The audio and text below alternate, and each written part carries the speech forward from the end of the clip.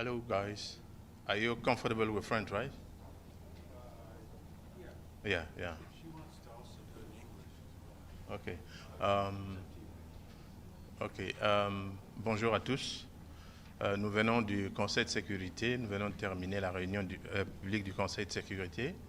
Et pour le moment, Son Excellence Madame Thérèse Kayikwamba Wagner, ministre d'État, ministre des Affaires étrangères, coopération internationale et francophonie de la République démocratique du Congo, est prête à faire une présentation à la presse, à l'issue de laquelle nous allons ouvrir la parole pour ceux qui désireraient prendre la parole pour poser des questions.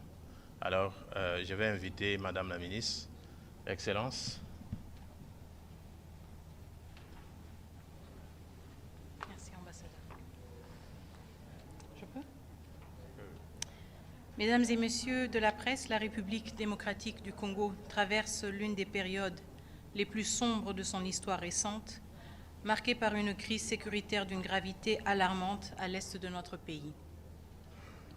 Depuis des années, les populations congolaises subissent les effets dévastateurs d'une agression planifiée et systématique menée par les forces de défense du Rwanda, RDF, et leur supplétif M23. En violation flagrante des principes du droit international et des engagements pris dans le cadre du processus de paix. Depuis le 6 janvier 2025, ces forces illégales ont intensifié leurs attaques, s'emparant de localités stratégiques telles que Katale, Louchébéré, Massissi Centre, provoquant le déplacement de millions de civils, détruisant des infrastructures vitales et commettant des violations massives de droits de l'homme. Ces actes ne sont pas seulement des attaques contre le peuple congolais, mais aussi contre les principes fondamentaux qui régissent la coexistence pacifique entre les nations. Face à cette situation tragique, la République démocratique du Congo rappelle la responsabilité historique du Conseil de sécurité des Nations unies, garant de la paix et de la sécurité internationale. Il ne s'agit pas seulement de rester saisi de la question, mais d'agir avec fermeté et diligence pour répondre aux aspirations légitimes de notre peuple à la paix et à la justice. Nous demandons à ce Conseil de prendre des mesures concrètes et immédiates, à savoir la cessation immédiate des hostilités et le retrait total et inconditionnel des troupes rwandaises du territoire congolais pour établir la souveraineté de la République démocratique du Congo sur ces terres, l'imposition de sanctions ciblées contre les responsables militaires et politiques rwandais identifiés comme les instigateurs de cette agression, un embargo strict sur les exportations de ressources naturelles en provenance du Rwanda afin de couper les financements illicites des groupes armés, et la révocation du Rwanda comme pays contributeur de troupes aux missions de paix des Nations Unies en raison de ses violations flagrantes du droit international humanitaire et de ses attaques systématiques et ciblées contre les soldats de la paix des Nations Unies et de la SADC.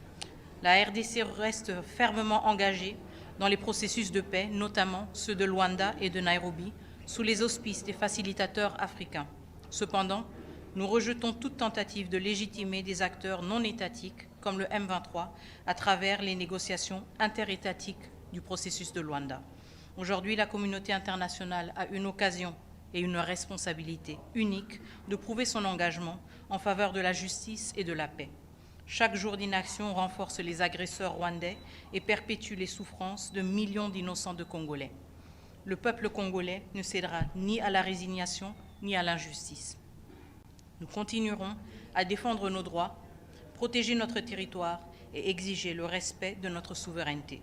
L'histoire jugera de la réponse que le monde aura donnée à cet appel.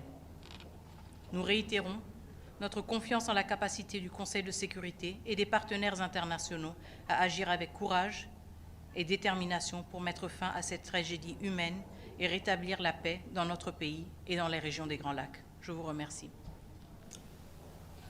Madam Foreign Minister, Sherman Rice-Beath, South African Broadcasting. President Felix Tshisekedi in the General Assembly in September 2023 called on MONUSCO to start a phased withdrawal from the DRC. Was that call a mistake given the escalation we are seeing now? And what is your message to troop contributing countries, South Africa, Malawi, Uruguay, that have lost troops in this fight, given the escalation we're seeing? The withdrawal of MONUSCO was sequential, and it was not a mistake, because in the areas where MONUSCO withdrew, we have seen sustained peace, we have seen progress, and we have seen stability. The challenge that we find ourselves in right now is in areas where MONUSCO is still present. So this has nothing to do with MONUSCO's presence. This has something to do with the fact that a neighboring country, Rwanda, has been permitted by the international community, by its donors, by its partners, to wreak havoc in the DRC, in particular in North Kivu, even in the presence of United Nations peacekeeping troops, with one of the most robust mandates of the United Nations. What I say to troop contributing countries, and this is very important because Rwanda itself is one of the UN's largest troop contributing countries, is that this crisis is not a DRC specific crisis. This should compel all troop contributing countries to engage in a robust conversations with the United Nations, with DPKO, on what it means to be a troop contributing countries. How is it permissible that a country, one of the largest troop contributing countries, gets away with killing peacekeepers, as peacekeepers from South Africa, Malawi, Uruguay were killed in less than 24 hours. This is unacceptable. It is a violation of all the principles of the United Nations. And I think that every self-respecting truth-contributing country, such as South Africa, has also a responsibility, but also a right to have an answer from the UN as to what standards it applies when it engages in partnerships and how it holds partners accountable to respect international law. Thank you. Madam Foreign Minister, my name is Gabriel Elizondo from Al Jazeera English News Channel. Two questions. One is, how confident are you that your forces can hold off the M23 and Rwandan forces that are now less than 10 kilometers outside of Goma? How confident are you that that you can hold Goma, number one? And number two is, you called for targeted sanctions against Rwandan officials. Are you disappointed that that has not happened up until now, and that here we are at this stage still calling for that? To answer first the question of our assessment of the security situation, it is a tense situation. We are following and monitoring it closely. We are grateful for the support and the resilience of our own armed forces, but also the presence and the support of MONUSCO troops as well as SADC troops. I will not delve into speculations. I am confident in the resolve of all involved forces to uphold the territorial integrity of the DRC, and most importantly, to protect the civilian lives which are at stake right now. Now, when it comes to sanctions and to the absence thereof, more importantly, of course we're disappointed. Of course we're disappointed because as an African country, how often is it that we have to listen to the lessons, that we have to listen to what we ought to be doing, the rules we are to be following, and at the same time find ourselves in this edifice and see that the rules that we all consider to be holy, to be precious, are being violated with such impunity. So there is, of course, a level of frustration, but frustration does not mean resignation. And we will always remind the international community of its responsibility, in particular, the United Nations Security Council. We will never, ever tire of reminding it of that, reminding it of its responsibility, but also its failure to act when it is the case. And for the past 3 years, the Security Council has failed the Congolese people. It has not acted, it has not held the people accountable who are directly linked to the chain of commands linking the RDF and the M23. Chain of commands that lead all the way back to Kigali. One quick follow-up, if you may, Madam Foreign Minister.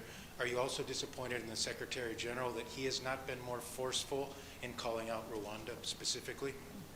There have been in the past, I want to say 72 hours, 2 statements from the Secretary General. We welcome these statements. They were clear, they were robust, and they reflected also the urgency of the situation.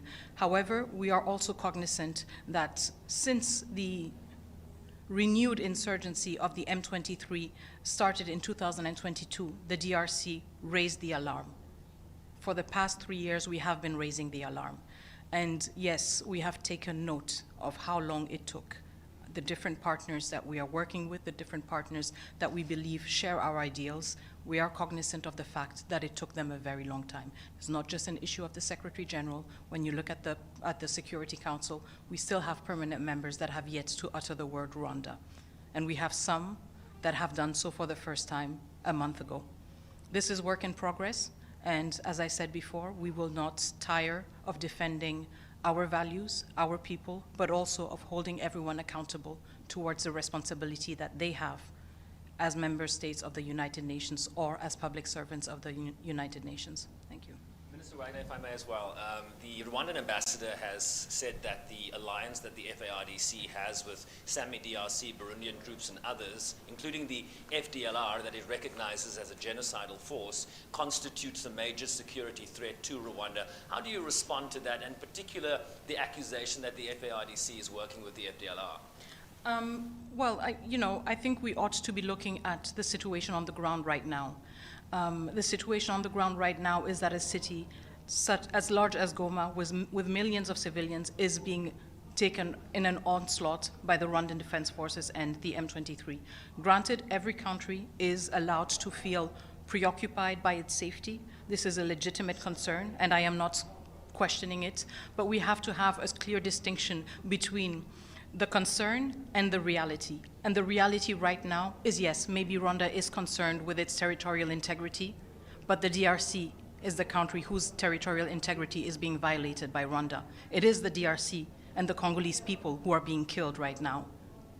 So yes, their fears are legitimate, but they are not real. They have not materialized. We are the ones being killed. We are the ones being violated, and Rwanda is responsible for that. And this is just a very shameful way to respond or to shy away from responding to such a responsibility that Rwanda bears. But we take note of that, and again, history will never forget and probably not forgive. Thank you.